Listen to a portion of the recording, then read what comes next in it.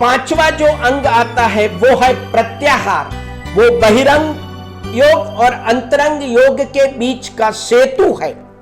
प्रत्याहार माने कि प्रतिवत्ता आहार, प्रति माने कि विरुद्ध आहार। सारे या नर से जो भी विचार आएगा वो इंद्रिय से आएगा, तो मन उसका निर्णय करता है।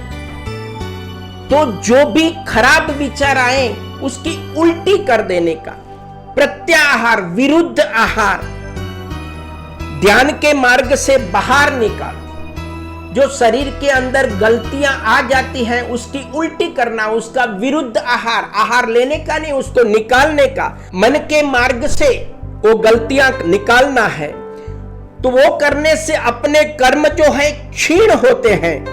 अंदर दबे हुए क्लेश को बाहर निकालना है, उसको बोलते हैं प्रत्याहार, प्रति आहार, विरुद्ध आहार। बहिरंग योग और अंतरंग योग के जो सेतु जो है प्रत्याहार, उसके बाद आता है अंतरंग योग। अंतरंग योग के 3 अंग है।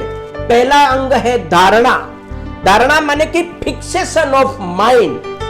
अंतरंग योग माने कि अंदर से अच्छा बनने की कोशिश। आंतरिक योग, अपने जो 4 अंग देखे वो बाहर से अच्छा बनने की है, और जो अंतरंग योग है वो अंदर से अच्छा बनने की कोशिश है। उसको बोलते हैं आंतरिक योग। यह है आंतरिक योग, उसको बोलते हैं अंतरंग योग। तो अंतरंग योग का पहला अंग है वो है धारणा।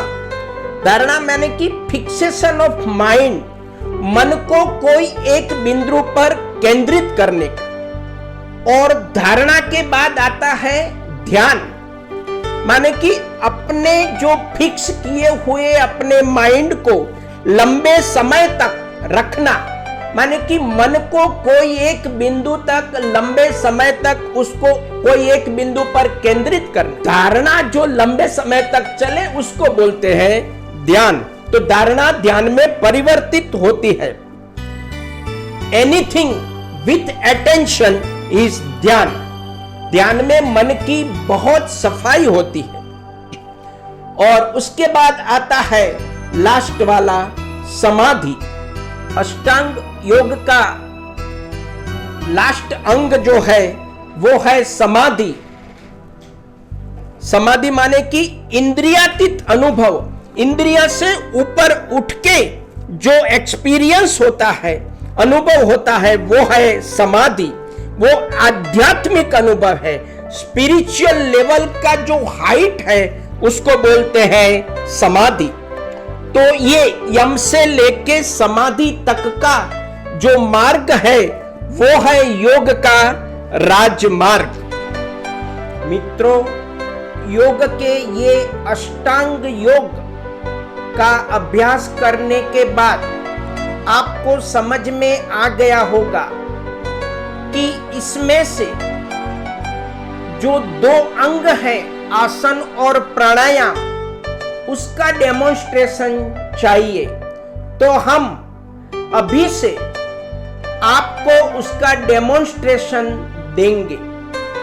हर रोज रात को 9 बजे के पहले आपको मेरी वीडियो क्लिप YouTube पे मिल जाएगी। वो लिंक 5 मिनट से लेके 10 मिनट की रहेगी। उसमें शायद हो सकता है कि एक ही आसन का डेमोन्स्ट्रेशन हो, या 2 आसन का हो, या 3 आसन का भी हो सकता है, लेकिन वो 10 मिनट से लंबी क्लिप हम नहीं रखेंगे। मेरा आपको निवेदन है कि आप ये वीडियो क्लिप हर रोज रात को जब भी मिले तब आप वो 1 या 2 बार बराबर से देख लेना। फिर अगले दिन सुबह उसका अभ्यास करने का, उसकी प्रैक्टिस करने का, और हर रोज ऐसे नए नए आसन सीखते जाना और आपकी प्रैक्टिस में उसका एडिशन करते जाना। तो 15 या 20 दिन के अंदर आपको नॉर्मली करने वाले, सहजता से हो सके ऐसे सभी आसन आपको सीखने को मिलेंगे। मित्रों, फिर से मैं एक बार बोलता हूं, या योगासन जो चीज है ये खाली देखने का, पढ़ने का या सुनने का सब्जेक्ट नहीं है। वो महसूस करने का, उसका एक्सपीरियंस करने का सब्जेक्ट है। तो वो एक्सपीरियंस करने से आपको उसका फायदा जरूर दिखेगा। तो मेरा आपको निवेदन है कि आप यदि सच्ची तरह से योगासन सीखना चाहते हैं तो जब भी मेरा क्लिप आए आप देख लेना और दूसरे दिन सुबह उसकी प्रैक्टिस कर लेना। इसी तरह से हम योग के पूर्ण अभ्यास की ओर चलेंगे। मित्रों, आपको ये लगेगा कि ये योगाभ्यास करने से क्या फायदा है। तो मित्रों, अभी मैं आपको योगाभ्यास के फायदे बताता हूं। योगाभ्यास से शरीर और मन एक दूसरे से जुड़े रहते हैं, दोनों की चंचलता कम होती जाती है, शरीर के आंतरिक अवयव और अंतःस्रावी ग्रंथियों की कार्यक्षमता में बहुत सुधार आता है। पुराने और अठीले रोग धीरे धीरे शरीर से दूर होते जाते हैं और शरीर की रोग प्रतिकारक शक्ति में अच्छा बढ़ावा मिलता है। मन की एकाग्रता, संयम और आत्मविश्वास बढ़ता है। बुरी आदतें और व्यसनों से योग करने से धीरे धीरे अपन मुक्त होते जाते हैं। मानसिक तनाव, हताशा, भय, दुर्बलता और लघुता ग्रंथि जैसे नकारात्मक भाव दूर होते जाते हैं। शरीर की आंतरिक सुषुप्त शक्तियां जागृत होती है। जीवन के प्रति अपना रचनात्मक और सकारात्मक दृष्टिकोण बढ़ता है।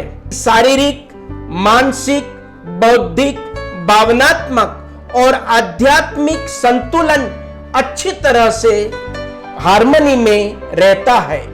व्यक्तित्व का श्रेष्ठ और पूर्ण विकास होता है। माने कि पर्सनालिटी डेवलपमेंट के लिए आपके लिए योग बेस्ट है, उसमें कोई दो मत नहीं है।